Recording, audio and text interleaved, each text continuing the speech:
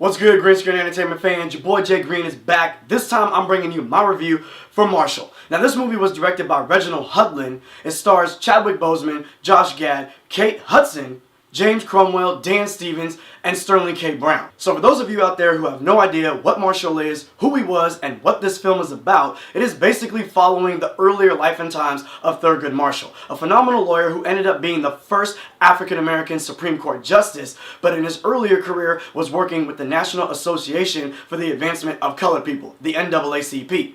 Now in this film, it is basically following one of his earlier trials that did define his career. Now I will say this, in regards to courtroom dramas, 9 times out of 10, based on the trailer that you watch before you go grab your movie ticket, you already know which way this film is going to go. It's either going to go in the favor of the person who's on the stand we've been following throughout the entire film, or it's going to go in the favor of the lawyer that we've been following throughout the entire film. Rarely do I see it go the other way around. Not to say it doesn't happen, I'm sure it does. Those films are out there. However, even though you know, based on what you've seen, you can kind of guesstimate where it's going to go, that never stopped you rooting for Tom Cruise in A Few Good Men when he got Jack Nicholson's ass sent up after that long-ass speech.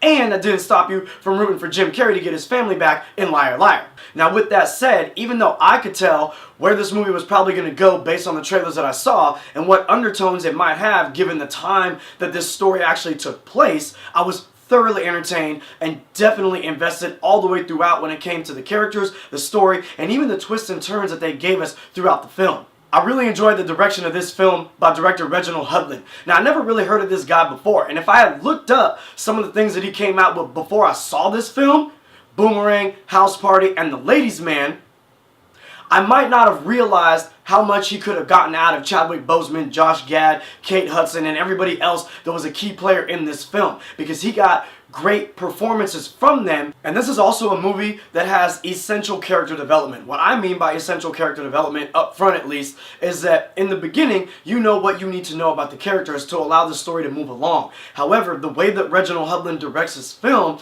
as it goes along, you get a little bit deeper into the characters. What's their motivation? What do they care about? Who are they as a person? One thing that I love about this guy, Thurgood Marshall, at least based on the way that he played out on screen by Chadwick Boseman's performance, was that he's hella sarcastic. He's got clowns. He's clowning on people left and right, but at the same time, he's got a lot of heart, and he's going to fight for the people that are fighting with him, and I love that about him. With Josh Gad, his character seemed like a pretty cool dude who in the beginning, he's one way. He's like, I don't want to do all this. What's this going to look like for me and my family? But he has an arc going through the movie, and it's a fantastic arc. The acting, phenomenal from everyone. Chadwick Boseman, Josh Gad, as I said before, this movie don't work without them. They were phenomenal. But Sterling K. Brown, James Cromwell, Dan Stevens, this is definitely a better performance for Dan Stevens other than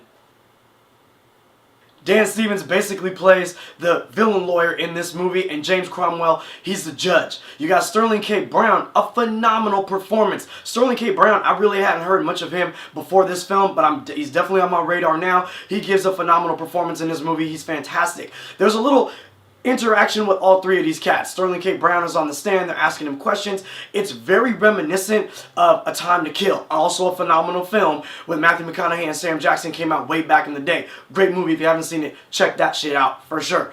But there's a scene that's very reminiscent of that movie.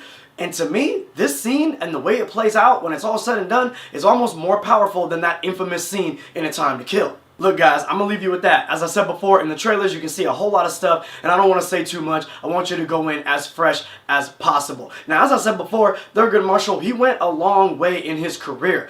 Just off the top of my head, the same way we get action movies where our same heroes be killing people in every damn sequel that they have, or if we get Marvel and DC type movies and we get them fighting big battles and bigger battles and this and that, there are bigger battles to be fought around the time Thurgood Marshall was coming up. They do end the movie where he's getting ready to go on another case. That's not a spoiler, it's fact of life. Okay, that's what his job is. He's a lawyer. He's going to fight other cases. What I think would be legit, have a whole series of movies where he's fighting bigger and bigger cases, making his way up to Supreme Court Justice to be the first black man on a seat. Anyways, I don't know, I just thought that would be hella tight.